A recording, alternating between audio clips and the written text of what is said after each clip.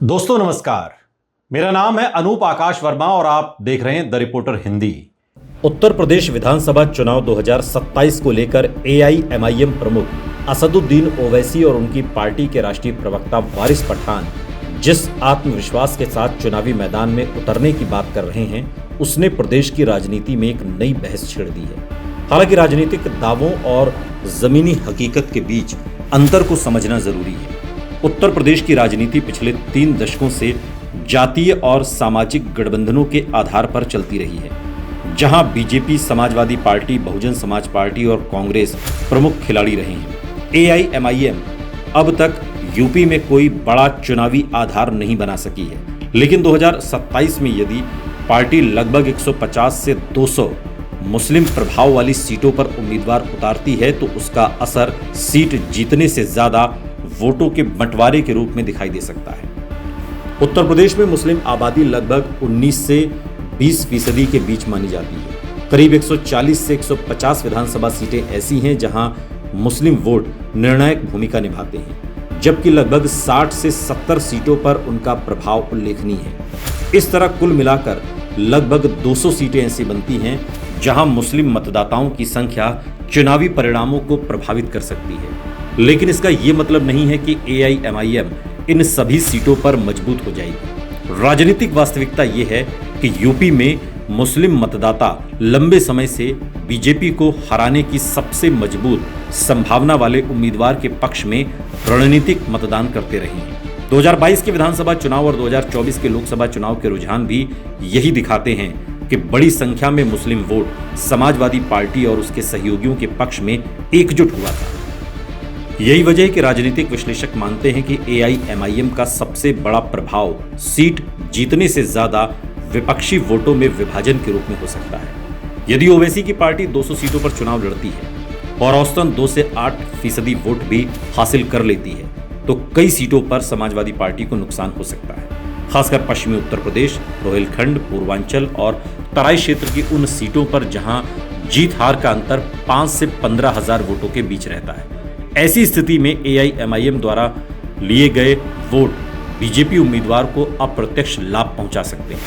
हालांकि यह भी ध्यान रखना होगा कि 2022 के विधानसभा चुनाव में एआईएमआईएम ने लगभग 100 सीटों पर उम्मीदवार उतारे थे, लेकिन पार्टी को राज्यव्यापी वोट प्रतिशत बहुत सीमित मिला और एक भी सीट नहीं जीत सकी। कई जगह उम्मीदवारों की जमानत तक जब्त हो गई। लेकिन यह भी सच है कि दर्जनों सीटें ऐसी रहीं जो एआईएमआईएम की वजह से समाजवादी पार्टी हार गई, जिसमें नकुड़ सीट है, कुर्सी विधानसभा है, सुल्तानपुर सदर है।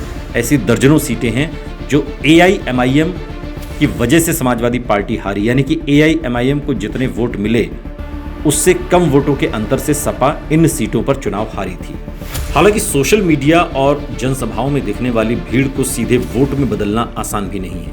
उत्तर प्रदेश में राजनीतिक संगठन, बूथ प्रबंधन, स्थानीय नेतृत्व और जातीय समीकरण चुनावी सफलता तय करते हैं। इन क्षेत्रों में एआईएमआईएम अभी भी बीजेपी और समाजवादी पार्टी से काफी पीछे दिखाई देती है। असदुद्दीन ओवैसी की राजनीति का एक वर्ग में प्रभाव जरूर है, विशेषकर युवा मुस्लिम मतदाताओं और उन लोगों के बीच जो मानते हैं कि मुस्लिम समुदाय को अपनी स्वतंत्र राजनीतिक आवाज मिलनी चाहिए। लेकिन यूपी की चुनावी राजनीति में केवल पहचान आधारित राजनीति पर्याप्त नहीं होती। यहाँ यादव, दलित, कुर्मी, निषाद, राजभर, जाट, लोध, ब्राह्मण, ठाकुर और अन्य जाति समूहों के समीकरण भी महत्वपूर्ण भूमिका निभाते हैं। एआईएमआईएम के सामने सबसे बड़ी चुनौती यही है कि उसका प्रभाव मुस्लिम मतदाताओं से आगे बहुत सीमित दिखाई देता है। यदि 2027 में एआईएमआईएम पूरी ताकत से चुनाव लड़ती है तो समाजवादी पार्टी को कुछ क्षेत्रों में नुकसान हो सकता है।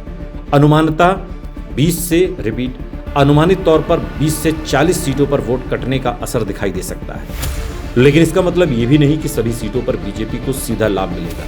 कई सीटों पर स्थानीय समीकरण, उम्मीदवार की लोकप्रियता और गठबंधन की स्थिति भी महत्वपूर्ण होगी। फिर भी राजनीतिक दृष्टि से बीजेपी को कुछ अतिरिक्त लाभ मिलने की संभावना से इनकार नहीं किया जा सकता, क्योंकि विपक्षी वोटों का बंटवारा हमेशा सत्तारूढ़ दल के लिए लाभकारी माना जाता है।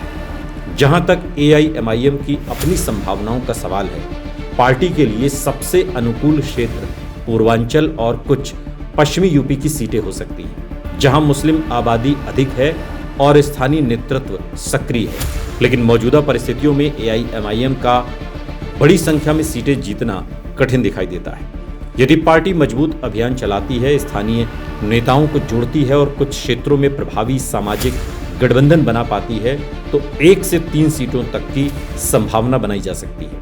हालांकि ये भी एक आशावादी अनुमान माना जाएगा।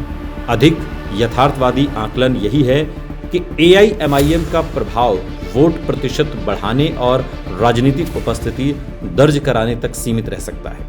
ओवैसी के हालिया भाषणों में बीफ एक्सपोर्ट, संविधान, अल्पसंख्यक अधिकार और राजनीतिक प्रतिनिधित्व जैसे मुद्दे प्रमुख रहे हैं। ये मुद्दे उनके कोर समर्थकों को आकर्षित कर सकते हैं, लेकिन यूपी में चुनाव जीतने के लिए व्यापक सामाजिक गठबंधन आवश्यक होगा। यही कारण है कि फिलहाल AIMIM को एक ऐसी पार्टी के रूप में देखा जा रहा है जो चुनावी परिणामों को प्रभावित कर सकती है, लेकिन निर्णायक रूप से सत्ता की लड़ाई में अभी बड़ी खिलाड़ी नहीं बन पाई है। कुल मिलाकर यदि AIMIM 2027 में 200 मुस्लिम प्रभाव वाली सीटों पर चुनाव लड़ती है, तो सबसे बड़ा असर समाजवादी पार्टी के वोट बैंक पर पड़ सकता है। बीजेपी को कुछ क्षेत्रों में अप्रत्यक्ष लाभ मिल सकता है, जबकि AIMIM अपनी राजनीतिक उपस्थिति मजबूत करने में सफल हो सकती है। लेकिन वर्तमान जमीनी स्थिति को देखते हुए पार्टी के लिए बड़ी संख्या में सीटें जीतना अभी भी चुनौतीपूर्ण दिखाई देता है। इसलिए 2027 का चुनाव AIMIM के लिए सत्ता हासिल करने से ज्यादा उत्तर प्रदेश की राजनीति में स्थायी जगह बनाने और भविष्य की राजनीतिक जमीन तैयार करने का चुनाव साबित हो सकता है।